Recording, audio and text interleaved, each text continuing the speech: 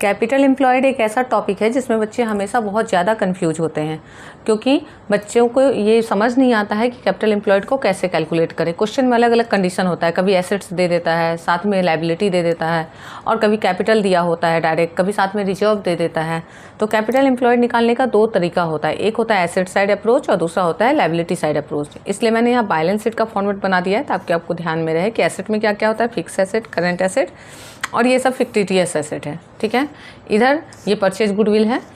Capital side, liability side में capital, reserve, long term borrowing जैसे bank loan, debenture, और ये करंट लायबिलिटी है। तो जब कैपिटल एम्प्लॉयड निकालते हैं तो कैपिटल एम्प्लॉयड का मतलब होता है ये वाला हिस्सा, यानी capital plus reserve plus non current liability. तो लायबिलिटी साइड अप्रोच मतलब इधर से अगर हम कैलकुलेट कर रहे हैं तो कैपिटल एम्प्लॉयड का फॉर्मूला होगा कैपिटल प्लस रिजर्व, सरप्लस कुछ हो तो वो, प्रॉफिट हो तो वो, प्लस नॉन करेंट लायबिलिटी अगर कुछ हो तो वो, और माइनस बोलता है परचेज गुडविल। ये वाला इससे माइनस हो जाता है, ये वाला पार्ट अगर परचेज गुडविल है, फिक्टिटियस एसेट है तो वो माइनस हो जाता है। ठीक है, तो ये परचेज गुडविल और फिक्टिटियस एसेट माइनस। और अगर एसेट साइड से हम कर रहे हैं कैलकुलेशन तो एसेट साइड अप्रोच लेने का मतलब है फिक्स एसेट, करेंट एसेट, इन दोनों का टोटल, और इससे माइनस हो जाता है ये करंट लायबिलिटी।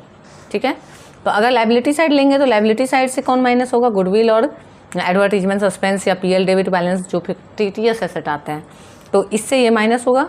और अगर एसेट साइड अप्रोच लेंगे तो इससे ये इधर का करंट लायबिलिटी माइनस होगा। ठीक है, यानी कि पता क्या चलता है कि हमें कॉन्सेप्ट क्लियर होना चाहिए कि किसको करंट लायबिलिटी बोलते हैं, किसको नॉन करंट लायबिलिटी बोलते हैं, किसको करंट एसेट बोलते हैं, किसको नॉन करंट एसेट बोलते हैं, और किसको फिक्टिटियस एसेट बोलते हैं। अगर ये सब चीज़ें हम जानेंगे तो ईजिली बना सकते हैं।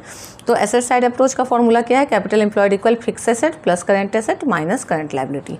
तो ध्यान से इस टॉपिक को रिवाइज कर लेंगे ताकि जब भी कैपिटल एम्प्लॉयड आए, खास करके पार्टनरशिप में गुडविल का कैलकुलेशन में आएगा, सुपर प्रॉफिट मेथड में और कैपिटलाइजेशन मेथड में, और फिर बाद में आपका जब फाइनेंशियल स्टेटमेंट पढ़ेंगे वहाँ रेशियो एनालिसिस में ये वाला टॉपिक आता है। ठीक है, तो बहुत इंपॉर्टेंट टॉपिक है, इसको अच्छे से रिवाइज कर लेना है।